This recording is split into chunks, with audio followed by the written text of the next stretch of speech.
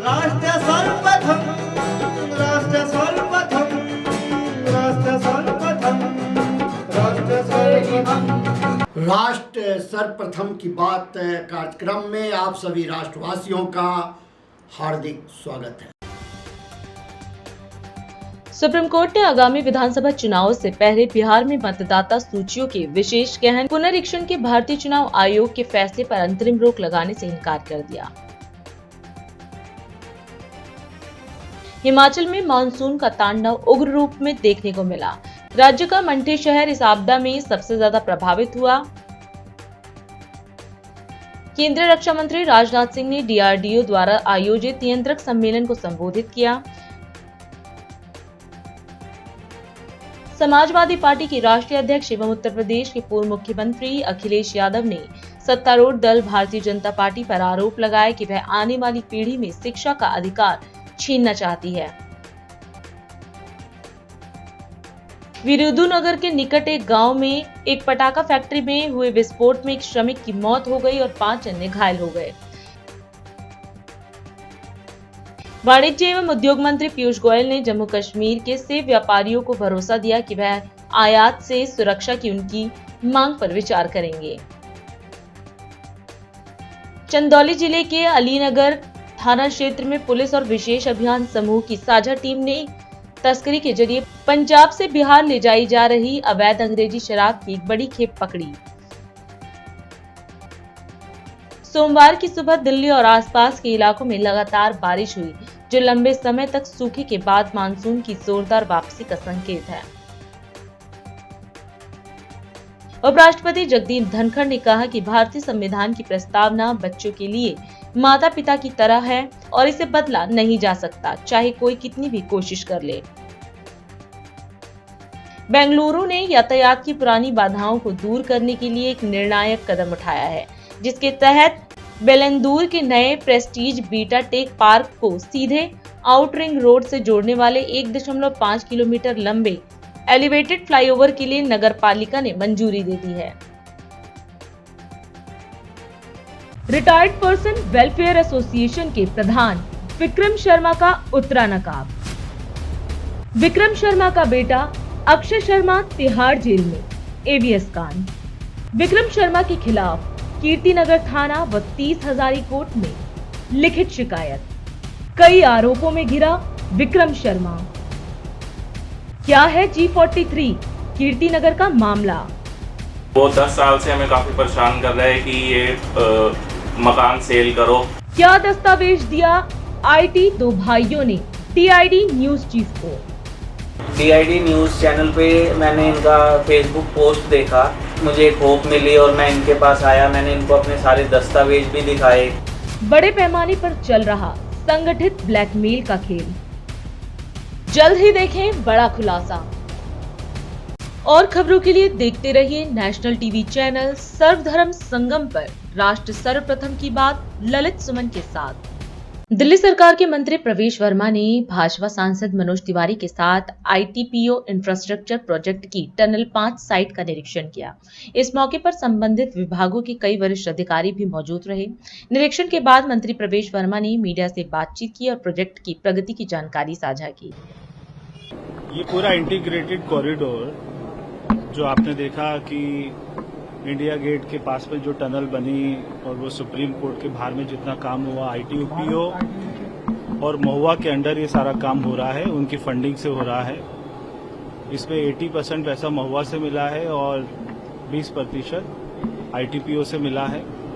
2023 में जो बाढ़ आई थी उसमें ये जो 10 बॉक्स बन रहे थे वो सारे सेटल हो गए थे और उस वजह से काम रुक गया।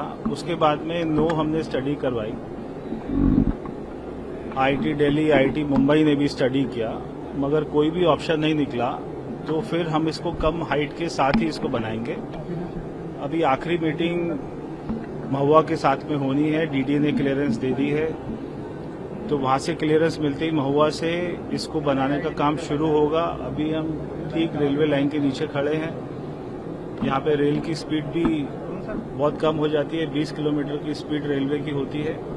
तो जब तक ये काम नहीं होगा रेलवे की स्पीड भी कम ही रहेगी और बाढ़ का पानी इसमें दोबारा ना आए उसके लिए भी प्रिकॉशंस लिए गए हैं।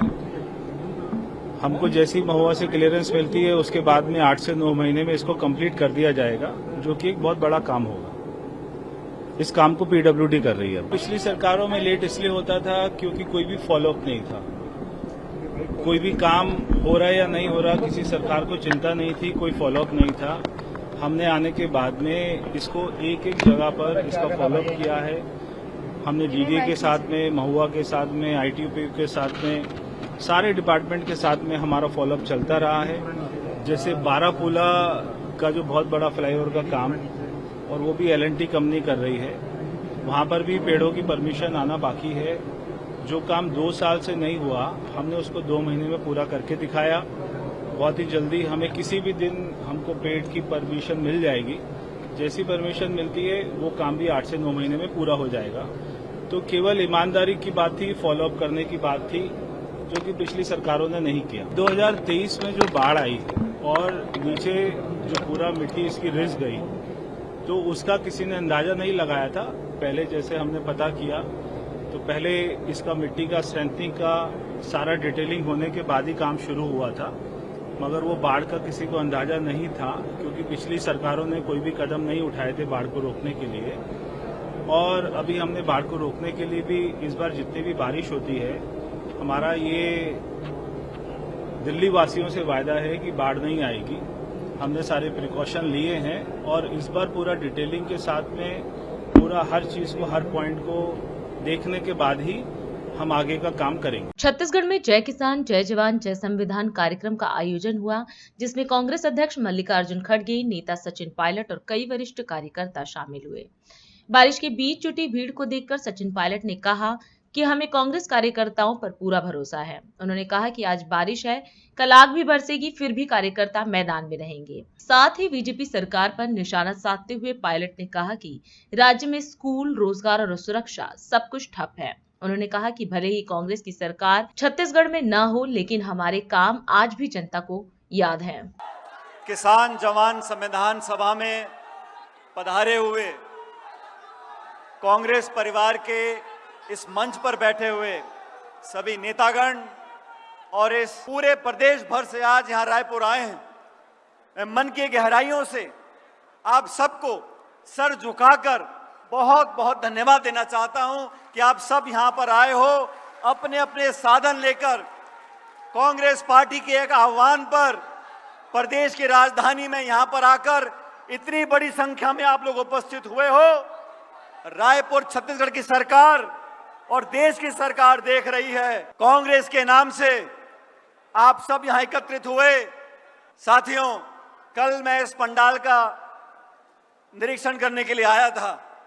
मुझे कुछ पत्रकारों ने पूछा कि बहुत बारिश पड़ रही है, कल और बारिश पड़ेगी, आप सभा को स्थगित करना चाहते हैं, सभा कैसे होगी? मैंने कहा सभा जनता से होती है, कार्यकर्ताओं से होती है और मुझे फक्र है मेरे कांग्रेस कार्यकर्ताओं पर। और मैंने कहा अभी तो आसमान से पानी टपक रहा है, आसमान से पानी बरस रहा है, अगर कल आसमान से आग भी बरसेगी तो कांग्रेस कार्यकर्ता रायपुर में आएंगे। और आप सबने दिखा दिया, तमाम विपरीत परिस्थितियों के बावजूद, तमाम चुनौतियों के बावजूद, भारी बारिश में नदियां पार कर कर बाढ़ जैसे हालात बने हुए हैं। आज मैं गदगद महसूस करता हूं कि कांग्रेस का कार्यकर्ता गांव से, शहर से आज यहां एकत्रित हुआ है इस प्रदेश सरकार को आईना दिखाने के लिए। ये सरकार ये 1.5 साल से यहां शासन कर रही है। नौकरियां बंद, स्कूल बंद, खाद बंद, जंगल कटाई चालू, महंगाई चालू। आपको सत्ता दी है जनता की सेवा करने के लिए। डबल इंजन करते थे। पिछले साल जून में चुनाव हुआ, 240 पे आके अटक गए। 2 बैसाखी लेके आप सरकार चला रहे हो और रायपुर में कोई सरकार नहीं है। जो भी काम छत्तीसगढ़ में हो रहा है वो दिल्ली के आदेश से हो रहा है। यहाँ के लोग, यहाँ की जनता, यहाँ के मतदाता, इनकी कोई परवाह नहीं की जा रही है। मैं तो इतना कहना चाहता हूँ खड़गे साहब, छत्तीसगढ़ में हम सरकार नहीं बना पाए, लेकिन हमारी सरकार के कामों को लोग आज भी याद कर रहे हैं। आज जनता समझ गई है कि चाहे धान की खरीद हो, फसल की सब खरीद हो, स्कूल खोलने हो, शिक्षा करानी हो, केंद्र की सरकार यूपीए की और कांग्रेस सरकार ने यहां पर जो काम किया आज जनता उसको याद कर रही है। लेकिन आने वाले समय में मैं आप सबको आह्वान करना चाहता हूं, 2018 से पहले कांग्रेस पार्टी ने जब चुनाव लड़ा था, जिस एकजुटता से, जिस जज्बे से, जिस ताकत से चुनाव लड़ा था, 2028 का जो चुनाव है हमें उसी एकजुटता, उसी ताकत, उसी जज्बे से चुनाव लड़ना है और वही बहुमत लेकर आना है। जयपुर के RIC में आज केंद्रीय कोयला एवं खान मंत्री जी किशन रेड्डी की मौजूदगी में भारतीय खान ब्यूरो द्वारा आयोजित रेटिंग पुरस्कार समारोह का आयोजन हुआ। कार्यक्रम को संबोधित करते हुए मुख्यमंत्री भजनलाल शर्मा ने कहा कि यह आयोजन उपलब्धियों का उत्सव है और उत्कृष्ट कार्य करने वालों को सम्मानित करने का भी अवसर है। उन्होंने कहा कि खनन सिर्फ प्रगति का आधार नहीं बल्कि पर्यावरण और समाज के प्रति जिम्मेदारी का भी प्रतीक है। इस मौके पर मुख्यमंत्री ने खनन क्षेत्र में उत्कृष्ट योगदान देने वालों को शुभकामना दी। आज के इस स्टार रेटिंग ऑफ माइंस पुरस्कार समारोह के इस कार्यक्रम में आप सभी का बहुत बहुत हार्दिक स्वागत करता हूं, अभिनंदन करता हूं। निश्चित रूप से हम सौभाग्यशाली हैं कि यह कार्यक्रम हमारे राजस्थान के अंदर हो रहा है और एक साथ आप सभी से मिलना भी हो रहा है। आप वो लोग हैं जो हमेशा आपके हर प्रदेश और देश की प्रगति में आपका बहुत बड़ा योगदान होता है। मैं माननीय केंद्रीय कोयला एवं खान मंत्री भारत सरकार श्री जी किशन रेड्डी जी का राजस्थान की धरती पर विशेष स्वागत करता हूं, अभिनंदन करता हूं। ये अवसर उपलब्धियों का उत्सव होने के साथ ही अच्छा काम करने वालों को सम्मानित करने का भी है।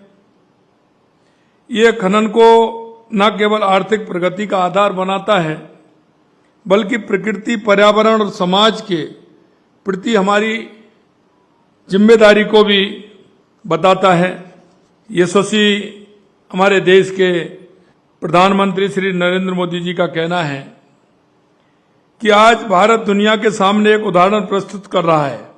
अर्थव्यवस्था, परिस्थिति की दोनों एक साथ चल सकते हैं, आगे बढ़ सकते हैं। भारत ने यह रास्ता चुना है। खान मंत्रालय भारत सरकार द्वारा शुरू की गई स्टार रेटिंग इसी भावना का विस्तार है। यह प्रणाली केवल खनन गतिविधियों की मूल्यांकन प्रक्रिया नहीं है, यह पर्यावरण संरक्षण और सामाजिक उत्तरदायित्व को बढ़ावा भी देता है। मुझे खुशी है कि इस प्रणाली के तहत खनन पट्टों के प्रदर्शन को वैज्ञानिकता, सतत विकास, जल प्रबंधन, वृक्षारोपण, सामाजिक उत्तरदायित्व जैसे महत्वपूर्ण मापदंडों पर आंकना शुरू किया है। वर्ष 2023-24 के लिए स्टार रेटिंग पुरस्कार विजेताओं को मैं हृदय से बधाई देता हूं। आपने यह सिद्ध कर दिखाया है कि उत्पादन और पर्यावरण संवेदनशील साथ साथ चल सकते हैं। आपने पर्यावरण की रक्षा के, जल संरक्षण और स्थानीय समुदायों के विकास में भी महत्वपूर्ण योगदान दिया है। मैं अगर राजस्थान के बारे में मैं कहूं तो राजस्थान न केवल अपनी सांस्कृतिक विरासत और प्राकृतिक सौंदर्य के लिए जाना जाता है बल्कि खनिज संपदा के क्षेत्र में देश में अग्रणी है। और ये बात मैं इसलिए कहना चाहता हूं कि राजस्थान को खनिजों का संग्रहालय कहा जाता है। राज्य में लगभग 85 प्रकार के धात्विक और अधात्विक खनिज उपलब्ध हैं, जिनमें से लगभग 57 खनिजों का दोहन किया जा रहा है। हमारे राज्य में उत्पादित खनिज देश के कुल खनिज उत्पादक मूल्य का 12% हिस्सा है। खनन क्षेत्र प्रदेश की जीडीपी में भी अपनी महत्वपूर्ण भूमिका निभाता है। मुझे ये बताते हुए गर्व है कि और अनुभूति भी हो रही है कि राजस्थान में खनिज ब्लॉकों की नीलामी के क्षेत्र में भी अभूतपूर्व प्रदर्शन किया है। राजस्थान प्रधान खनिज के खनन पट्टों की नीलामी में शतक लगा चुका है। इसके अलावा अप्रधान खनिज के 960 एवं क्वेरी के 137 प्लॉटों का सफलतापूर्वक नीलाम की जा चुकी है। मैं बताना चाहूंगा कि संपूर्ण भारत में जहां भारत खनिज के 500 ब्लॉक ही आवंटित हुए हैं, वहीं अकेले राजस्थान ने देश के 20% से अधिक यानी 100 से अधिक ब्लॉक आवंटित करने का कीर्तिमान भी बनाया है। पुनः आप सभी को, सभी पुरस्कार विजेताओं को बहुत बहुत शुभकामनाएं। आप राजस्थान की धरती पर आए, निश्चित रूप से मन प्रसन्न हुआ कि आप सभी के एक साथ उन महारथियों के जो अपने अपने क्षेत्र में बहुत ही उत्कृष्ट कार्य कर रहे हैं, आप सभी से दर्शन से मैं लाभान्वित हुआ। दिल की गहराइयों से आप सभी का पुनः अभिनंदन करते हुए धन्यवाद देता हूं। अभी समय है एक ब्रेक का, हम चलते हैं ब्रेक पर। आप कहीं जाए नहीं, छोटा सा ब्रेक। श्रेया फर्निशिंग लेकर आया है आपके लिए होम कलेक्शन, जिसमें आपको मिलता है upholstery fabric, designer curtains, home and office decoratives, carpets and sofa cover कम से कम दाम में कीर्ति नगर में आपके लिए उपलब्ध है। Powered by Kamal Buildtech Private Limited, fulfilling promises. With our professional team and experience of delivering projects, in past we guarantee you peace of mind and top quality work in an affordable price. Retired person welfare association के प्रधान विक्रम शर्मा का उत्तरा नकाब। विक्रम शर्मा का बेटा Akshay Sharma Tihar jail में ABS कांड। विक्रम शर्मा के खिलाफ कीर्तिनगर थाना व 30 हजारी कोर्ट में लिखित शिकायत। कई आरोपों में घिरा विक्रम शर्मा। क्या है G43 कीर्तिनगर का मामला? वो 10 साल से हमें काफी परेशान कर रहा है कि ये मकान सेल करो। क्या दस्तावेज दिया आईटी दो भाइयों ने टीआईडी न्यूज चीफ को? टीआईडी न्यूज़ चैनल पे मैंने इनका फेसबुक पोस्ट देखा, मुझे एक होप मिली और मैं इनके पास आया। मैंने इनको अपने सारे दस्तावेज भी दिखाए। बड़े पैमाने पर चल रहा संगठित ब्लैकमेल का खेल, जल्द ही देखें बड़ा खुलासा।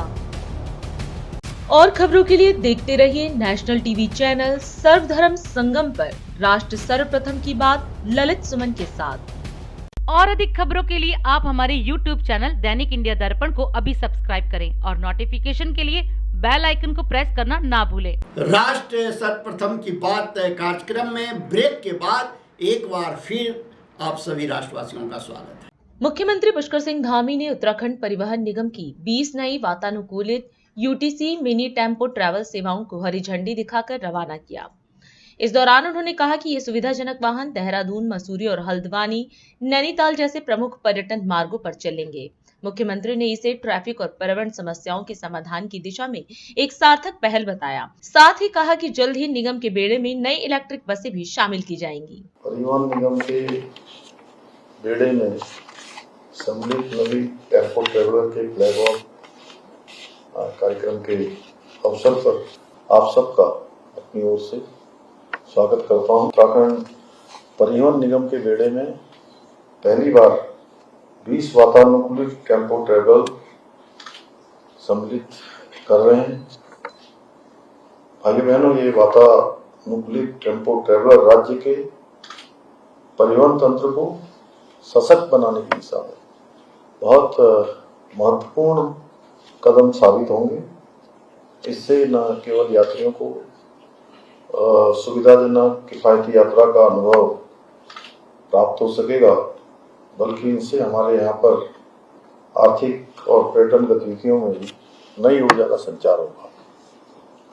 और निश्चित रूप से जैसा अभी यहाँ बताया भी गया कि हमारे राज्य में आवागमन बहुत बड़ा है और चार धाम यात्रा हो या हमारी अन्य धार्मिक स्थानों की यात्रा हो, टूरिस्ट सीजन हो या समय समय पर होने वाले पर्व हो, हर पर्वों में बड़ी संख्या में पूरे देश और दुनिया का फुटफॉल यहाँ पर होता है। और हमारे राज्य की जो भौगोलिक और आर्थिक परिस्थितियां हैं वह भी देश के अन्य राज्यों से अलग है। हमारे राज्य में जहाँ एक और ऊंचे पहाड़ हैं, गहरी घाटियां हैं, तो वहीं दूसरी ओर दुर्गम और सुदूरवर्ती क्षेत्र हैं जो बुनियादी सुविधाओं के लिए हमारे परिवहन नेटवर्क पर ही आधारित हैं, पूरी तरह से उन्हीं पर निर्भर हैं। और एक बड़ी आबादी हमारी वो परिवहन के जरिए ही अपना आवागमन करती है, उनके पास अपना कोई साधन नहीं है। इसके अलावा पर्यटन की दृष्टि से भी हमारे राज्य में कई महत्वपूर्ण क्षेत्र हैं जो हमारी आर्थिकी का भी एक प्रमुख रीढ़ है। ऐसे में एक प्रभावी परिवहन तंत्र का निर्माण करना उत्तराखंड के विकास के लिए बहुत ही जरूरी है और इसी को ध्यान में रखते हुए हमारी सरकार का यह संकल्प है कि राज्य के प्रत्येक क्षेत्र में बेहतर सड़क नेटवर्क हो, विश्वसनीय परिवहन सेवाएं भी यहाँ पर उपलब्ध हों। ये जो वातानुकूलित टेम्पो ट्रेवलर हमारे इसी संकल्प को पूरा करने में सहायक सिद्ध होंगे।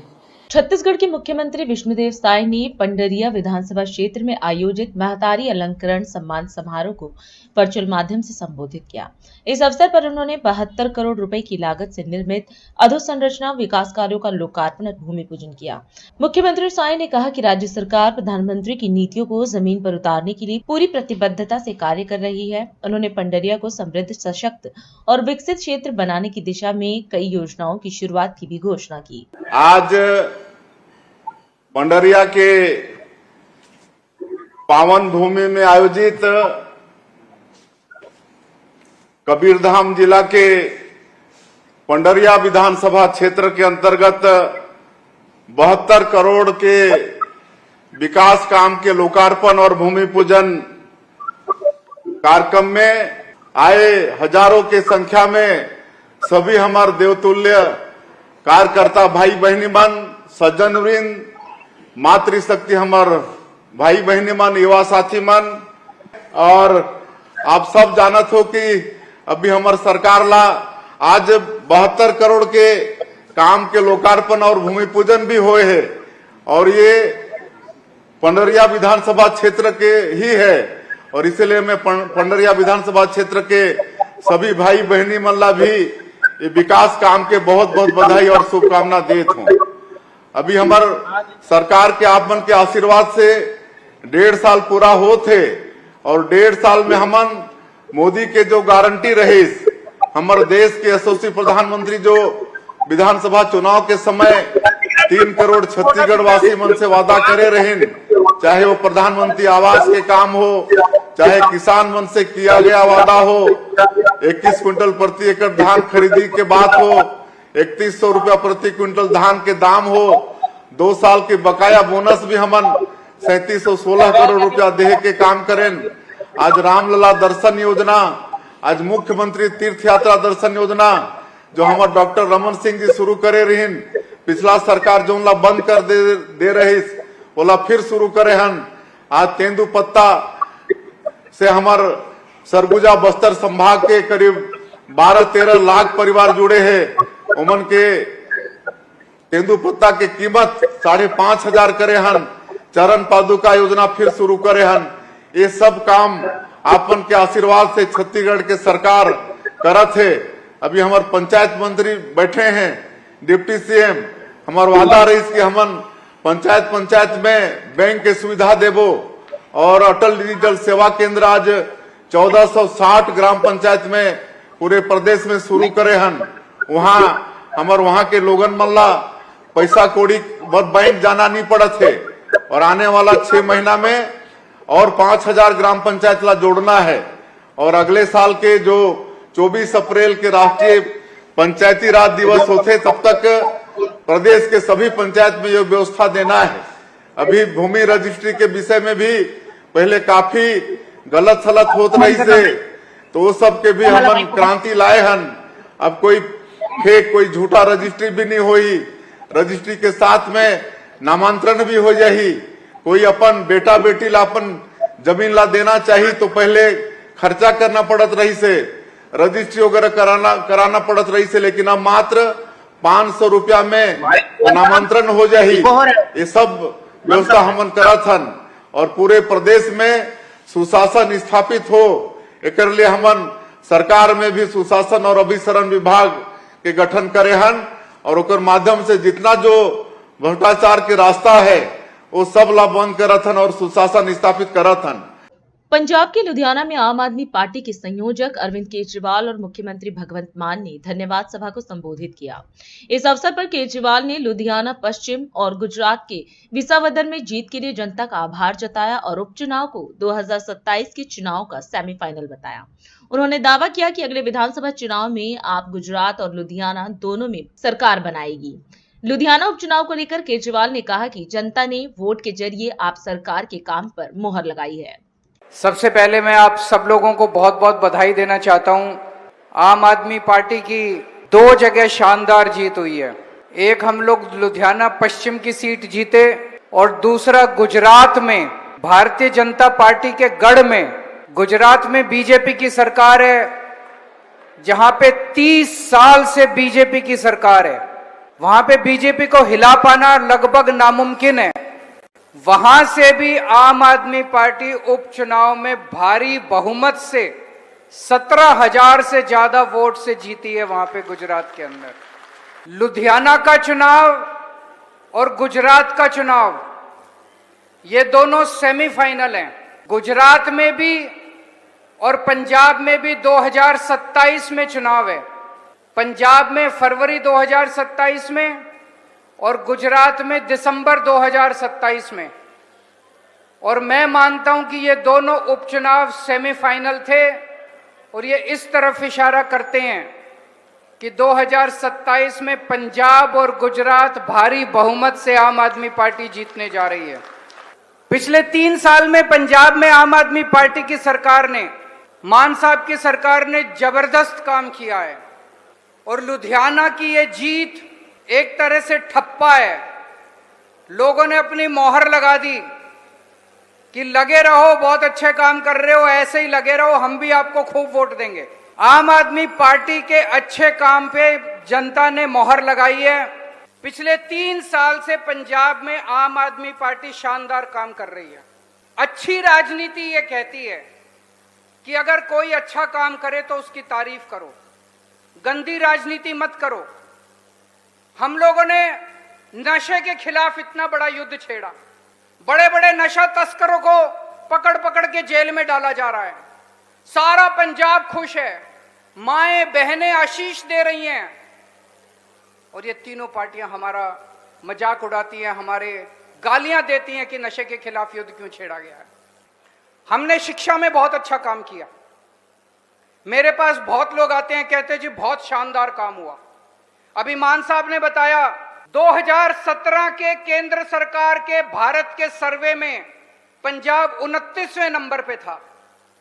आपकी पार्टी की सरकार ने इतना शानदार काम किया कि आज पंजाब 1 नंबर पे आ गया पूरे देश के अंदर। इसके लिए बहुत कड़ी मेहनत करनी पड़ी है।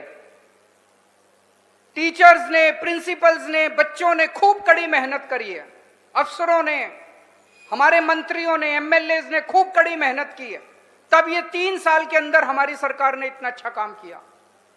सारे पूरे गांव-गांव के अंदर जो स्कूल थे, 8,000 से ज्यादा स्कूलों की बाउंड्री वॉल बनवाई है। बाउंड्री वॉल नहीं थी पहले स्कूलों के अंदर, टॉयलेट नहीं होते थे, स्कूलों में टॉयलेट बनवाए हैं, सफाई करवाई है, टॉयलेट साफ करवाए हैं, स्कूलों की सफाई करवाई है, सिक्योरिटी गार्ड लगवाए हैं। पहले बच्चे नीचे दरी पे बैठते थे, अब सारे स्कूलों में डेस्क का इंतजाम किया है। तो जनता की मांग के ऊपर जगह जगह हर स्कूल में, एक बार अभी 1-2 महीने पहले हर स्कूल के अंदर उद्घाटन किया गया, कहीं पे दीवार का उद्घाटन, कहीं पे टॉयलेट का। 2022 में जब हमारी सरकार बनी, केवल 20% पंजाब के खेतों में, केवल 20% खेतों में सिंचाई का पानी जाता था। आज 3 साल में 60% खेतों में सिंचाई का पानी जाता, 60%। और अगले साल 31 मार्च तक का टारगेट रखा है, 90% किसानों के खेतों में सिंचाई का पानी जाएगा अगले साल 31 मार्च। और अधिक खबरों के लिए आप हमारे YouTube चैनल दैनिक इंडिया दर्पण को अभी सब्सक्राइब करें और नोटिफिकेशन के लिए बेल आइकन को प्रेस करना ना भूलें।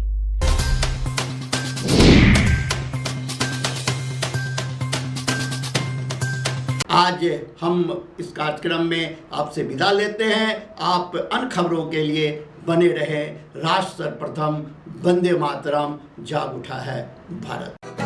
राष्ट्र सर्वप्रथम राष्ट्र सर्वप्रथम राष्ट्र सर्वप्रथम राष्ट्र सर्वप्रथम